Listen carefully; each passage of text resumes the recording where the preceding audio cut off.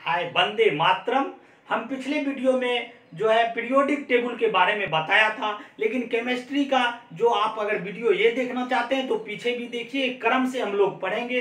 क्योंकि केमिस्ट्री के पिता हम जानते हैं लेबोजियर को बोलते हैं।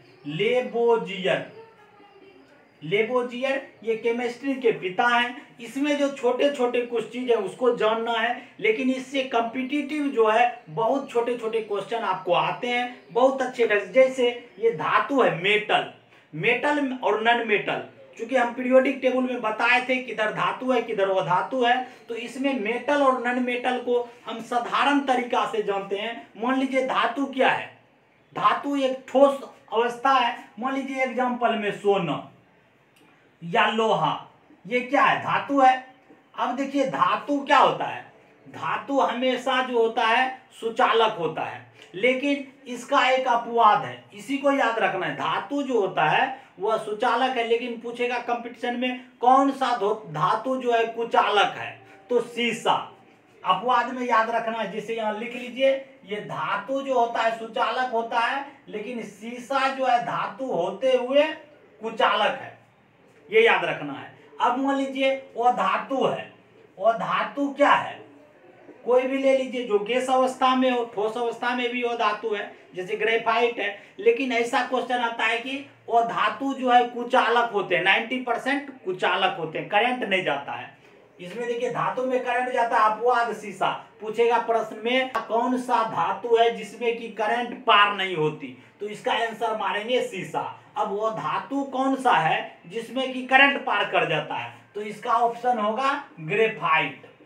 ग्रेफाइट वो धातु है, लेकिन इसमें सुचालक है। ये समझ रहे हैं ना, सुचालक और कुचालक क्या है, जिसमें कि करंट चालकता हो, करंट जाता हो, और जिसमें करंट नहीं जाता हो कुचालक। तो ये देखिए दोनों अपवाद है, धातु है लेकिन ये जो है कुचालक है, ये वो धातु है लेकिन सुचालक। अब देखिए धातु में दूसरा क्या होता है कि ये जो है तन्य होते हैं। तन्य मतलब इसमें प्रत्यास्थ ज्यादा होता है, इसको घिस सकते हैं। इसका धातु जो होता है हमेशा ठोस होता है, धातु तो ठोस होगा ना कि वो टूट जाएगा, और ये जो होता है भंगुर होता है वो धातु। तो अब देखिए धातु ठोस है, लेकिन एक धातु ऐसा है जो कि द्रव अवस्था में, लेकिन ये धातु है पारा एक ऐसा धातु है जो द्रव अवस्था में पाया जाता है, ये याद रखना है। द्रव अवस्था में कौन पाया जाता है, पारा। अब उसी तरह ग्रे होता है, लेकिन ये ठोस और गैस अवस्था में होते हैं, लेकिन एक द्रव अवस्था में भी वो धातु है ब्रोमीन। ये याद रखना है कि कौन ऐसा वो धातु है जो द्रव अवस्था में है, ब्रोमीन। तो इस तरह छोटे छोटे प्रश्न जो है आपको कंपटीशन में आते हैं और लोग कंफ्यूज हो जाते हैं कि ये क्या पूछ दिया। कुछ नहीं है, बहुत इजी है। अब दूसरा देखते हैं, ये एलिमेंट, कंपाउंड एंड मिक्सचर, यानी तत्व, यौगिक और मिश्रण।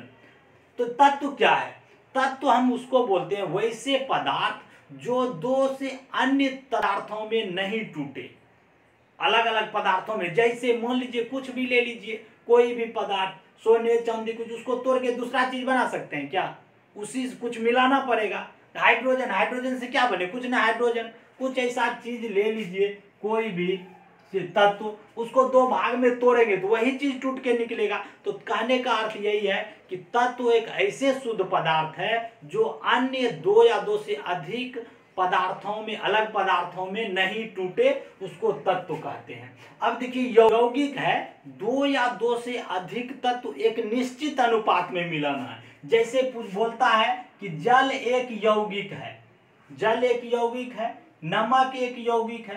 कहने का मतलब क्या है कि ये निश्चित अनुपात में टूट जाता है। जैसे हाइड्रोजन 2 ऑक्सीजन 1, ये जल को तोड़ेंगे तो हाइड्रोजन 2 भाग में टूटेगा, ऑक्सीजन 1 भाग में, एक निश्चित अनुपात में टूट जाए, यानी दोनों के मिलने से जल बनता है। जैसे नमक का NaCl, सोडियम 1, क्लोरीन 1, ये दोनों को जो मिला देंगे तो नमक बन जाएगा, यानी निश्चित अनुपात में मिलता है, उसको यौगिक कहते हैं। इस बात को समझना। और मिश्रण जो मिक्सचर है, इसको क्या करते हैं कि दो या दो से किसी भी अनुपात में, जैसे हवा क्या है, ये दोनों तो हो गया आपका यौगिक, याद रखना, ये सब प्रश्न आता है। मिश्रण जो है वो है हवा लीजिए या बारूद लीजिए, और भी कई ऑप्शन जैसे हवा में क्या धूलकण है, जलवाष्प है, कई ऐसे कण है जिसका कोई गारंटी मतलब 2 या 2 से अधिक किसी भी अनुपात में मिला हुआ हो उसको हम मिक्सचर कहते हैं, मिश्रण कहते हैं। बारूद, कुछ बारूद जो आजकल जानते होंगे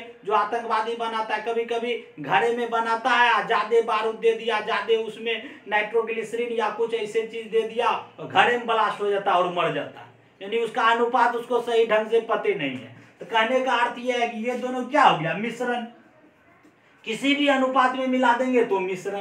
तो ये हम तत्व यौगिक मिश्रण। अब परमाणु को समझते हैं, ये छोटा छोटा चीज है लेकिन आपको कॉम्पिटिटिव में बहुत ही इंटरेस्ट आएगा। कॉम्पिटिटिव क्वेश्चन इसमें कई सवाल आ जाते हैं। जैसे परमाणु क्या है, एटम, परमाणु एटम क्या है, एटम बोलते हैं कि वह सूक्ष्मतम कण जो स्वतंत्र अवस्था में नहीं पाया जाता, यानी देख नहीं सकते लेकिन रासायनिक प्रतिक्रिया में भाग लेता है। बहुत ऐसा चीज है जिसको आप देख नहीं सकते लेकिन रसायन, उसको हम बोलेंगे परमाणु। परमाणु भी कई छोटे छोटे कण से बने होते हैं, उसको बोलते हैं क्वार्क। क्वार्क यानी कई क्वार्क मिलके एक परमाणु बनते हैं। परमाणु खुद छोटा कण है। परमाणु कैसा है, मान लीजिए परमाणु ये है, इसके बीच में ये नाभिक होता है और ये नाभिक में क्या पाया जाता है, प्रोटॉन और न्यूट्रॉन। इलेक्ट्रॉन की कक्षा पे चक्कर लगाता है, ये सब तो आप जानते होंगे। लेकिन इसमें इंपॉर्टेंट प्रश्न जो कंपटीशन में आता है, क्या आता है कि परमाणु का नाभिक का त्रिज्या क्या होता है। ये परमाणु का नाभिक है, नाभिक का त्रिज्या, नाभिक का त्रिज्या ये पूछ देता है। इसका होता है 10⁻⁻15 मीटर, याद रखिए। नाभिक का त्रिज्या 10⁻15 मीटर और ये पूरे परमाणु का त्रिज्या, परमाणु का त्रिज्या अगर ये पूछेगा तो 10⁻⁻10 मीटर, याद रखना। 10⁻⁻10 मीटर को हम एंगस्ट्रम भी बोलते हैं, एंगस्ट्रम। एंगस्ट्रम ये प्रश्न में आता है, एंगस्ट्रम।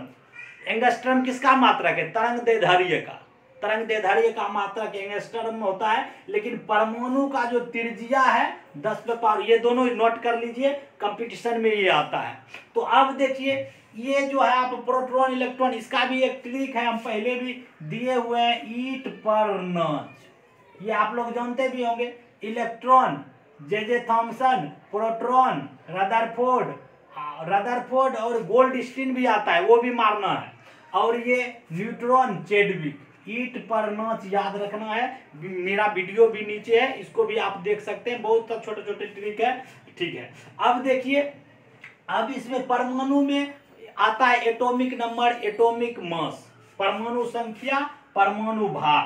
ये आप लोग जानते होंगे, ये सिंपल क्वेश्चन है। परमाणु संख्या और परमाणु भार, ये दोनों को याद रखना है। परमाणु संख्या क्या है कि जो परमाणु के नाभिक में प्रोटॉन की संख्या रहता है उसी को हम कहते हैं परमाणु संख्या, और प्रोटॉन संख्या इलेक्ट्रॉन संख्या के बराबर होता है। यानी परमाणु संख्या मतलब एटॉमिक नंबर, A बराबर हो गया P प्रोटॉन संख्या और बराबर इलेक्ट्रॉन संख्या, यानी ये सब बराबर होता है। परमाणु संख्या बराबर प्रोटॉन संख्या, प्रोटॉन संख्या बराबर इलेक्ट्रॉन संख्या, ये आप जानते ही होंगे। लेकिन परमाणु भार क्या होता है, इसके बीच में बताए प्रोटॉन और न्यूट्रॉन होता है, ये दोनों को जोड़ के हम बनाते हैं। यानी किसी परमाणु के नाभिक में प्रोटॉन और न्यूट्रॉन के योगफल को बोलते हैं परमाणु भार। यही हो गया आपका परमाणु भार, ये चीज को याद रखना है।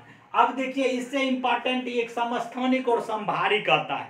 क्या है समस्थानिक, आइसोटोप्स एंड आइसोबार्स। आइसोटोप ये समस्थानिक क्या है कि किसी तत्व के परमाणु का यानी परमाणु संख्या समान हो और परमाणु द्रव्यमान भिन्न भिन्न हो। अब कौन-सी का जो है परमाणु संख्या समान होगा, ये देखिए, इससे जो इंपॉर्टेंट क्वेश्चन है उसको हम लोग देख लेते हैं कि परमाणु संख्या समान हो और परमाणु द्रव्यमान यानी परमाणु भार भिन्न भिन्न हो। जैसे हाइड्रोजन ले लीजिए, हाइड्रोजन के 3 समस्थानिक, हाइड्रोजन के कितने समस्थानिक होते हैं, 3 गो। यदि ये जो समस्थानिक है 3 होता है, ये कंपटीशन में आता है कि हाइड्रोजन का कितने। हाइड्रोजन को खोजा था केवेंडिश ने, केवेंडिश, ये याद रखना है। हाइड्रोजन को कौन खोजा था, केवेंडिश ने। तो इसमें 3 गो समस्थानिक है, तीनों इंपॉर्टेंट है। हाइड्रोजन 1, हाइड्रोजन 2 हाइड्रोजन 3, ये 3 गो हुआ, यानी कि पहला का ये जो है परमाणु भार 1 है, दूसरा का 2 है और तीसरा का 3 है। ये देखिए, ये जो है आप 3 जो हाइड्रोजन के 3 समस्थानिक, इसको कहते हैं प्रोटियम, प्रोटियम, इसको ड्यूटोरियम, ड्यूटेरियम, और इसका नाम है ट्राइटियम। ये तीनों इंपॉर्टेंट है। कहने का अर्थ है परमाणु संख्या नीचे होता है, परमाणु भार ऊपर होता है, ये तो आप जानते हैं। अब देखिए इसमें एक ही परमाणु संख्या 1 है और ऊपर में परमाणु भार, यानी इसमें न्यूट्रॉन है ही नहीं। तो क्वेश्चन आएगा कि किस हाइड्रोजन में न्यूट्रॉन नहीं होता है, तो प्रोटियम में, इसको बोलेंगे न्यूट्रॉन नहीं होता है। ये याद रखना, न्यूट्रॉन नहीं होता है प्रोटियम में। ड्यूटोरियम में देखिए इसमें 2, यानी एक न्यूट्रॉन है, ये को तो परमाणु क्या, परमाणु भार बराबर बताया ना आपको कि प्रोटॉन प्लस न्यूट्रॉन, यानी एक तो परमाणु संख्या है, एक जो हो गया न्यूट्रॉन संख्या, यानी 2, इसमें न्यूट्रॉन है। ड्यूटोरियम को भारी जल में उपयोग करते हैं। भारी जल कौन सी होता है, इसका उपयोग क्या होता है, आपको जब नाभिकीय रिएक्टर बताएंगे तो उसमें मंदक के रूप में ये भारी जल का प्रयोग करते हैं। तो ये भारी जल ड्यूटोरियम है, इसको भारी जल यानी D2O इसका लिखते हैं D2O। तो ये भारी जल में ये कंपटीशन में आता है ड्यूटोरियम। ये ट्राइटियम जो है ये रेडियो सक्रिय तत्व है, रेडियो सक्रिय तत्व। ये ट्राइटियम, ड्यूटोरियम, प्रोटियम, ये तीनों हम याद रखेंगे। रेडियो सक्रिय तत्व, ट्राइटियम, ड्यूटोरियम भारी जल, प्रोटियम न्यूट्रॉन नहीं है। ये तीनों इंपॉर्टेंट, आपको बार बार कंपटीशन में आता है। अब देखिए ये समस्थानिक का मतलब क्या बताया आपको कि इसमें परमाणु संख्या देखिए सम, अभी पर समस्थानिक है, इसमें देखिए सब में परमाणु संख्या समान है, परमाणु संख्या समान है, लेकिन परमाणु भार भिन्न भिन्न है, इसी को हम कहते हैं समस्थानिक। अब देखिए दूसरा है संभारिक। संभारिक क्या होता है कि परमाणु संख्या जो होता है कि भिन्न हो जाएगा और परमाणु भारे समान हो जाएगा। जैसे इसका एग्जांपल में हम इधर लिख लेते हैं, आर्गन, आर्गन का परमाणु संख्या कितना होता है 18, और इसका जो है द्रव्यमान संख्या होता है 40, और पोटासियम का परमाणु संख्या 19, द्रव्यमान संख्या 40 होता है। तो इसमें क्या हो गया आपका, ये परमाणु संख्या भिन्न भिन्न, परमाणु भारे समान हो गया, ये हो गया आपका संभारिक। तो ये स्थिति कब आता है कि जब हम रेडियो सक्रिय तत्व पढ़ेंगे तो उसमें एक अल्फा कण निकलता है और बीटा कण, गामा कण निकलता है रेडियो सक्रियता। नेक्स्ट चैप्टर में हम बताएंगे जब एक बीटा किरण निकलता है तो क्या होता है कि परमाणु संख्या में एक वृद्धि हो जाता है और परमाणु भार कुछ नहीं होता है, तो ये संभारिक होता है। तो वही ये भी क्वेश्चन आ जाता है आपको कि किसी रेडियो सक्रिय तत्व से एक बीटा किरण निकलने से आइसोबार्स बन जाते हैं संभारिक। तो इस तरह जो है एक छोटे छोटे चीज में कई इंपॉर्टेंट क्वेश्चन निकल जाता है, इसको आप याद रखिए। नेक्स्ट वीडियो में हम मिलते हैं, जो देखेंगे उसमें रेडियो सक्रियता। थैंक यू, जय हिंद, जय भारत।